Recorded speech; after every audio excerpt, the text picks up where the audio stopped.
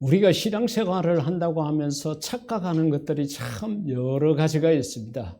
그 가운데 하나, 교회를 다니면은 마치 믿음이 있을 것이다 라고 착각하는 경우, 이것은 학생들이 학교에 가면 공부 잘할 것이다 이렇게 착각하는 것하고 똑같습니다. 그렇다고 교회 안 오면 믿음이 있느냐? 그건 아닙니다. 교회 오셔서 하나님 말씀을 듣고 믿음이 생겨야 된다는 이야기죠. 그러니까 교인과 신자에 대한 착각. 그 다음에 하나는 십자가와 예수님에 대한 착각이 있습니다. 그래서 십자가가 마치 우리를 구원하고 십자가가 무슨 능력이 있는 것처럼 그렇게 하는 경우가 있어요. 심지어 지금 우리 한국교회에서 부르고 있는 찬송가 가운데 십자가 십자가 무한 영광일세 이런 가사가 있는데 이건 아닙니다. 십자가가 아니고 예수님인 거예요. 예수님이 능력이 있고 예수님이 구원자입니다. 그래서 일부 보수적인 교단에서는 강단에 아예 십자가 모양도 아예 없애버렸거든요. 이것처럼 우리가 또 착각하고 있는 것 가운데 하나가 내가 하나님 앞에만 잘하면 된다. 그리고 내 옆에 있는 우리 가족들, 친척들, 교인들, 내 직장에서 만나는 사람, 내 이웃에 대해서 무관심하게 지내는 경우가 참 많이 있습니다. 그래서 우리가 오해하거나 착각하지 말아야 될 것 중에 하나가 하나님에게만 잘하면 된다. 그게 신앙생활 잘하는 거다. 절대 그렇게 생각하면 안 돼요. 우리 한국 교회 이 교인들의 삶이 이제 세상 사람들로부터 별로 이렇게 인정받지 못하고 존중까지는 집어치우고 인정받지 못하고 있는 이유 중에 하나가 대인관계, 사람과 사람 관계에서 실패를 해요. 교통경찰 이야기 들어보면요. 추돌사고가 났다. 무슨 교통사고가 났다. 그러면 운전대에 십자가 걸려 있으면 상대방이 간대요. 저 사람은 양보가 안 되니까 알아서 하라고. 재수 없어가 그랬다고 생각하라고. 그렇게 이야기할 만큼 우리 예수 믿는 사람들이 이해도 부족하고 융통성도 없고 이웃에 대한 배려도 없는 경우가 너무 많다는 거예요. 그래서 성경을 자세히 보게 되면은 그게 아니고 하나님을 최고로 우리가 인정은 하되 우리의 삶 속에서 하나님보다 우선적으로 해야 될 게 있다. 이런 가르침이 있어요. 그런데 이것은 바울이 했는 이야기도 아니고 예수님 당신이 직접 하신 거예요. 그리고 예수님께서 강조하신 거예요. 왜? 그 당시에 모든 사람들이 전부 다 하나님 제1주의입니다. 하나님 우선주의입니다. 내 주변에 있는 강도 만난 자는 쓰러져 있든 죽어가든 피를 흘리든 아무 상관없고 오로지 성전에 가서 예배만 드리면 되고 하나님 앞에만 잘하면 된다. 이런 오해를 하고 있었어요. 그래서 예수님께서 그게 아니라는 것을 말씀하시면서 잘 안 믿을 것 같으니까 내가 진실로 이렇게 말씀하신 거예요. 강조하신 말씀이라는 겁니다. 자, 제일 먼저 예수님께서 하신 말씀이 마태복음 18장 18절 이하에 보면은 땅이 우선이다라는 것을 말씀하셨어요. 진실로 너희에게 이르노니, 예수님이 이제 강조하신 거죠. 무엇이든지 너희가 땅에서 매면 하늘에서도 매일 것이요. 똑같이 이제 그 뒤에는 이제 땅에서 풀면 하늘에서도 풀린다 그랬어요. 그러면 땅은 무엇이고 하늘은 무엇입니까? 하늘은 하나님이 계신 곳, 땅은 인간들이 사는 곳, 바로 우리가 있는 삶의 현장이라고 생각하면 됩니다. 그러면은 우리가 얼핏 생각하면은 하늘에서 매면 땅에서도 매이고 하늘에서 풀면은 땅에서도 풀릴 것이다.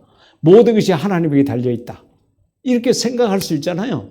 그런데 이 대인 관계에 있어서는 그게 아니라는 거예요. 어디가 우선이라고 그랬느냐? 땅을 우선적으로 말씀하셨어요. 땅에서 매면 하늘에서도 매이고 땅에서 풀면 하늘에서도 풀린다. 그것이 말씀하세요. 땅이 우선이다. 인간관계가 중요하다. 인간관계가 우선이다. 이웃과의 관계가 정말 중요하다는 것을 이같이 말씀하신 거예요. 그러면서 19절의 진실로 다시 너희에게 이르노니 예수님께서 이 이야기를 듣는 사람들이 얼마나 멘붕에 빠질 것인가를 짐작하셨던 것 같아요. 이거 한번 들어가 긴가민가? 저 예수 선생이 잘못 말한 게 아닌가? 이렇게 오해할 수 있겠다고 생각해서 다시 이제 말씀하시면서 뭐라고 그러는가 하면은 너희 중에 두 사람이 땅에서 합심하여 무엇이든지 구하면, 여기서도 땅 이야기를 했죠. 땅에서. 근데 여기서 조건은 합심, 마음이 합하여졌다, 하나 되었다 하는 거죠. 오늘 우리 오연서 성도님, 아들 부부가 왔는데, 부부가 된다는 것, 한 몸이 되고 한 마음이 된다는 거거든요. 그래서 우리나라에 법적으로 이혼하십시오 이렇게 판결하는 그 조건이 있는데, 그 가운데 하나가 동거의 의무입니다. 부부가 돼가지고 동거하지 않으면 이것은 이혼해야 된다. 우리나라 법이 이혼에 대해서는 좀 보수적입니다. 될 수 있으면 이혼을 안 시키려고 그러거든요. 그런데 동거의 의무를 게을리했다, 한 몸이 되지 않는다, 이것은 이혼 사유가 된다고 생각한 거예요. 한 몸이 되지 않는다는 것은 마음에서 먼저 멀어졌다는 거예요. 마음이 하나가 안 된다는 거예요. 결혼하신 여러분들, 세상에서 참 어려운 일 가운데 하나가 부부가 한 마음 되는 것입니다. 어렵고 힘들잖아요. 하나가 병신처럼 죽어야 돼요. 어떤 소리를 들어도 웃고 지내고 어떤 말을 들어도 그냥 가만히 있어야 돼요. 마치 병신인 것처럼. 그럴 때 하나가 되지, 둘 다 나는 나고 너는 너고 이렇게 하면은 하나가 안 돼요. 예수님께서 십자가에 달려 돌아가시지 않았다 그러면은, 예수님이 죽으시지 않았다 그러면은 하나님과 우리는 영원히 하나 될 수가 없었습니다. 원래는 죄를 지은 우리가 죽어야 되는데 우리가 안 죽으니까 우리를 하나님이 살리기 위해서 예수님을 대신 죽게 한 것과 같습니다. 두 사람이 마음이 하나가 되어서 합심해서 기도하는 것, 이게 얼마나 중요하냐. 그러니까 나 혼자 기도하는 것은 쉬워요. 그런데 합심한다는 것 참 어렵습니다. 연휴를 지내면서 여러분들이 내일 또 오는 날인데 어디를 갔고, 마음 하나 되기 쉬운 거 아니에요. 근데 한쪽이 죽으면 돼요. 그냥 그 소리 듣고 그냥 가만히 있으면은, 그냥 받아들이면은, 그러면 하나가 돼요. 예수님께서 두 사람이 땅에서 합심하여 무엇이든지 구하면, 그러니까 이 말은 뭔가 하면은 너희가 땅에서 하나 되는 것, 그걸 정말 기뻐한다는 거야. 그러니까 뭐든지 이야기해. 두 사람이 합심해서 나한테 구하면 내가 뭐든지 들어줄게. 그와 같이 말씀을 하신 거예요. 두세 사람이 내 이름으로 모인 곳에는 나도 그들 중에 있느니라. 할렐루야. 그러니까 여러분, 우리가 예배에 물론 많은 사람들이 진실한 믿음을 갖고 와서 찬양하고 기도하고 예배드리면 참 좋겠지만은, 많이 모여가지고 마음이 갈갈이 찢어지고 막 정치판처럼 이래저래 막 교인들이 마음이 나뉘어져 있고 이런 것보다는 적은 수가 모여도 한 마음으로 하나님 앞에 예배드리면은 그곳에 우리 주님이 계시니까 그게 교회인 거예요. 그게 아름다운 것입니다. 우리 교회가 하나님 앞에 아름다운 교회가 되기를 주의 이름으로 축복합니다. 예수님께서 땅에서라는 것을 이 마태복음 18장 속에서 강조하신 거예요. 땅에서 매면, 땅에서 풀면, 땅에서 너희가 합심이 되면, 그것도 많은 사람 필요 없어.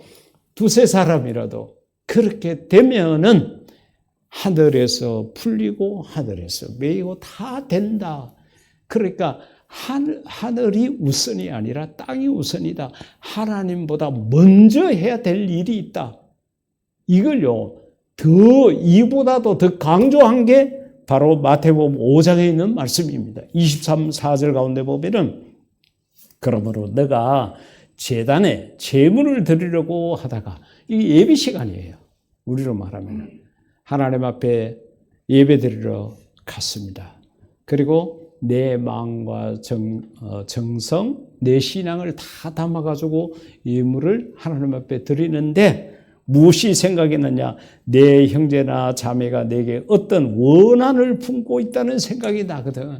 그게 잘못한 거죠. 대인관계가 삐걱했어요. 형제나 자매에게 잘못한 것이 생각났어요. 그 사람이 나를 미워할 거야. 그 사람이 내가 이렇게 예배 드리는 모습을 보면은, 아이고, 눈에 보이는 사람에게는 제대로 못하면서 보이지도 않는 하나님에게는 잘한다고 하네. 이렇게 조롱할 것 같아. 막 그런 마음이 드는 거예요. 그러면은 예물을 다 드리고 가서 너 바로 화해해라. 그게 아니라 예수님이 하신 말씀이 충격적이죠. 24절에 너는 그 제물을 제단 앞에 놓아두고, 제단 앞에 놔두라는 거예요. 제물 바치기를 그만하라는 거예요. 예배를 중단하고 너 예배보다 먼저 해야 될 게 있어. 그게 뭐냐? 가서 내 형제나 자매와 화해하여라. 화해해. 내 앞에 예배 드리는 거 중요해. 그러나 이거보다 더 우선적으로 해야 될 게 있는데 그 뭐냐 하면은 너 대인관계 속에 삐뚤어진 것, 대인관계가 무너진 것, 대인관계 속에서 상처를 갖고 있는 것, 그걸 먼저 해결하라는 거예요. 그리고 와서 그런 다음에 돌아와서 제물을 드리라. 여러분, 예수님께서 하신 이 말씀, 이게 만약에요, 예수님이 안 하셨으면 다른 사람 같으면 돌에 맞아 죽었습니다. 하나님 제일 주인데 어디 감히 하나님 앞에 예배를 드리는 것을 중단하고 사람을 찾아가라 말이냐, 이렇게 말할 수 있는 아주 충격적인 말씀입니다. 우리가 예배 시간에 십계명을 이렇게 교독하지 않습니까? 보통 우리 한국 교회 예배 순서 속에는 이 십계명이 없습니다. 십계명 교독하는 게. 근데 이제 우리가 코로나를 겪고 이렇게 하면서 우리의 삶을 하나님의 말씀의 거울 앞에 한번 비춰보는 시간이 있어야 되겠다 싶어서 십계명을 교독하는 시간을 가집니다. 그 십계명, 하나님에 대한 것도 있지만은 이웃에 대한 것도 있다는 거죠. 내 부모를 공경하라는 5계명, 이것부터 시작을 해서는 대인관계 속에서 너 어떻게 살았는지 한번 체크해보자. 바로 그런 의미가 들어있는 것입니다. 예배에 우리가 아무리 내 몸이 예배에 와 있다고 하더라도 내 마음에 이웃과의 불편한 관계를 갖고 있게 된다 그러면은 예배드리는 내 마음 속에도 기쁨과 즐거움 이런 것이 없어요. 그리고 하나님 앞에 예배를 드리지만은 하나님과 우리 사이에 가로막힌 장벽이 있는 것처럼 은혜가 안 돼요. 하나님 말씀을 들어도 그렇고 기도를 해도 찬양을 해도 하나님과 이 소통의 벽이 막힌 듯한 그런 느낌을 받게 됩니다. 그런데 이웃과의 관계가 좋아지게 되면요, 이런 사람을 만나도 저런 사람을 만나도 다 기쁘고 즐겁고 할렐루야인 거예요. 주일날 이렇게 예배 드리러 이렇게 성도들이 이렇게 모이게 되게 되면은 오늘 이 예배가 내 삶의 마지막 예배가 될 수도 있는데 하나님이 언제 나를 부를지 모르니까 오늘 또 이 성도님과 더불어서 예배 드릴 수 있어서 너무 기쁘고 감사하구나. 이런 마음이 들어가지고 표정도 밝아지고 마음의 기쁨도 있게 되고요.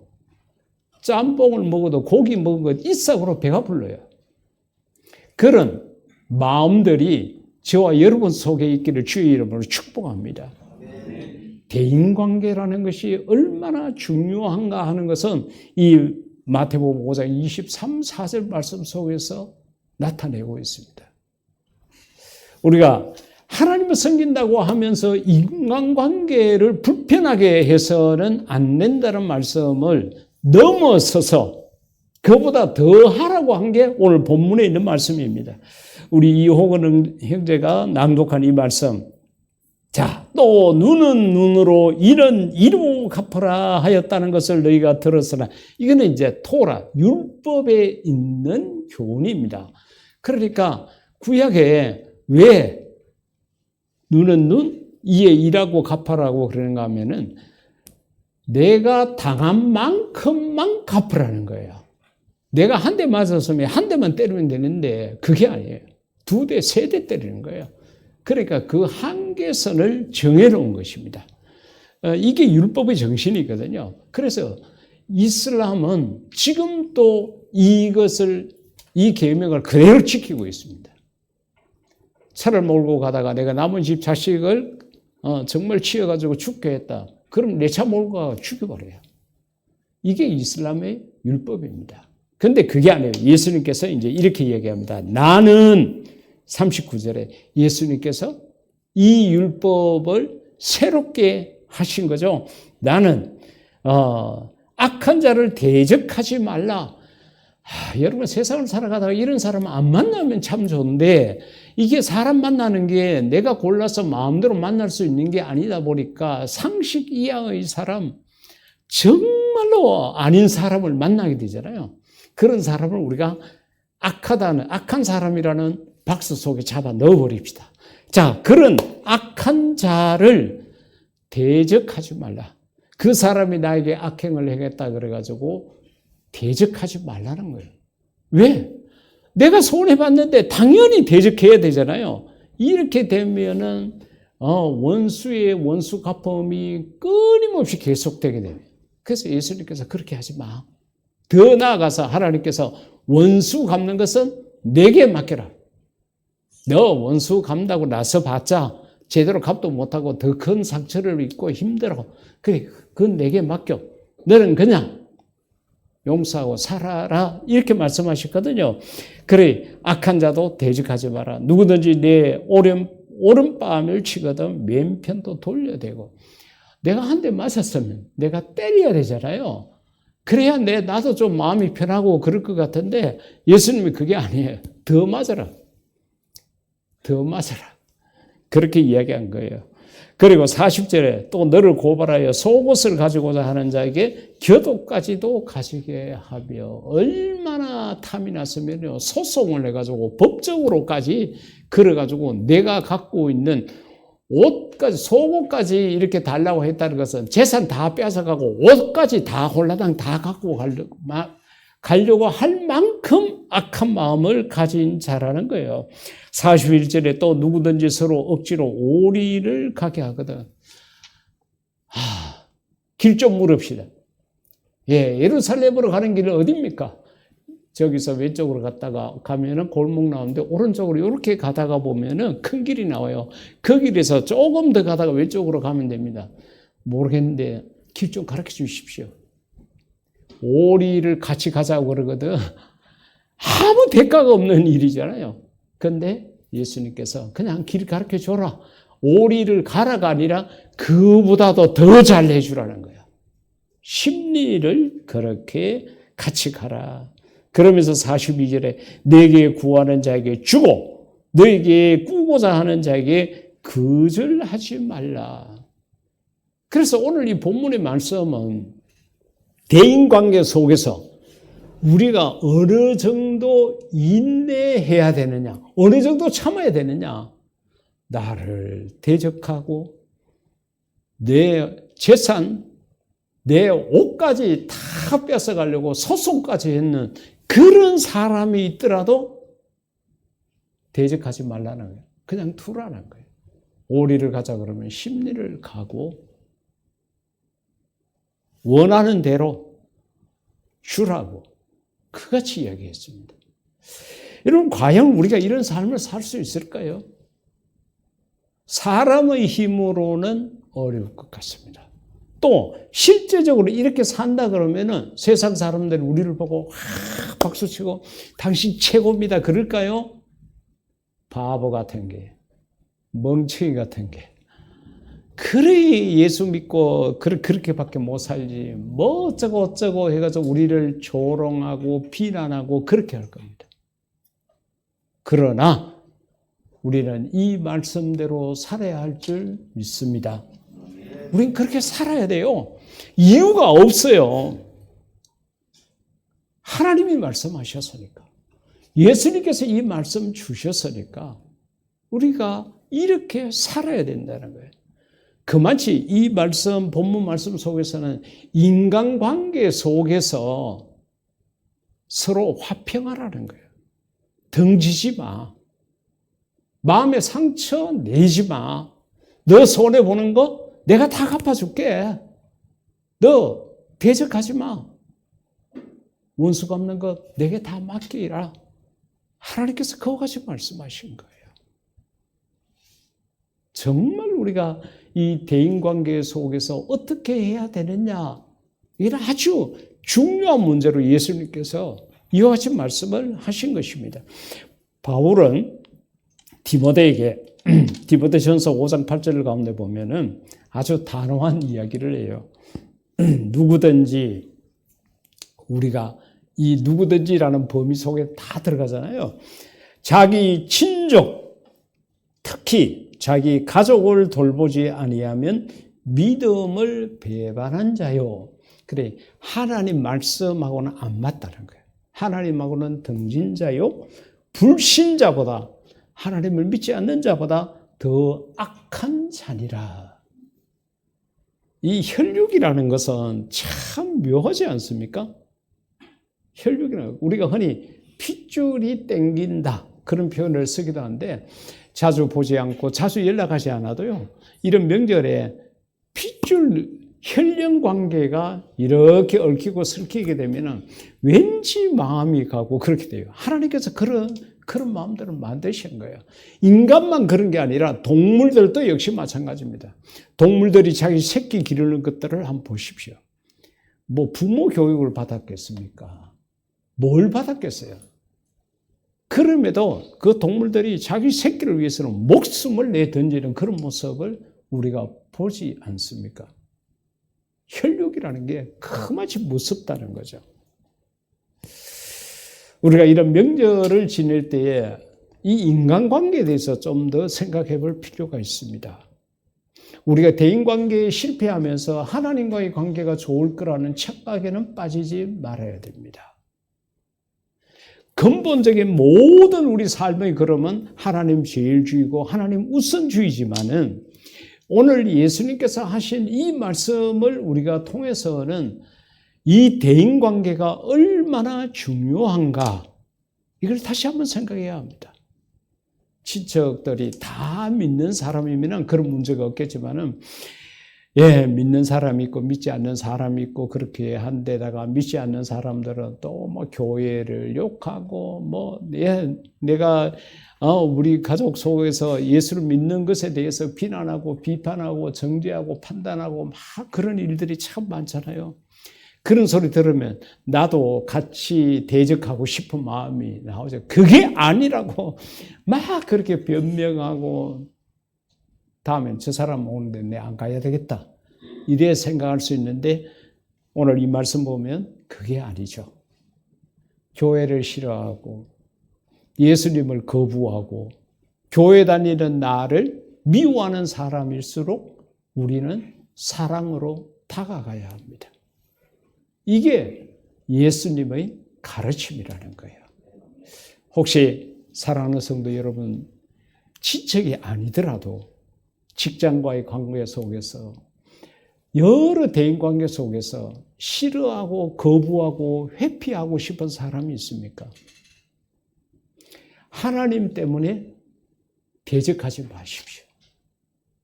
하나님 때문에 용서하십시오. 하나님 때문에 내가 먼저 손 내밀고 우리 좋게 지내보자고 이야기하십시오. 그래서 마음이 하나 되도록 해보십시오. 명절의 기쁨이 얼마나 클지 모릅니다. 직장에서 만나는 사람, 이웃과의 관계 속에서 모든 사람과 화평하게 지내서 정말로 이웃과의 관계에 성공하고 하나님과의 관계에 성공하는 그런 저와 여러분이 될 수 있기를 인류 최대 멋쟁이이신 예수님 이름으로 축복합니다. 우리 이 시간 다 같이 기도할 때에 여러분 마음속에 기억나는 내 마음의 상처를 주고받은 사람, 나를 힘들게 하는 사람, 그런 사람이 기억나시면은 하나님 앞에 하나님 그와 더불어 화평하게 지낼 수 있는 내 믿음의 넉넉함을 달라고 다 같이 기도하시겠습니다.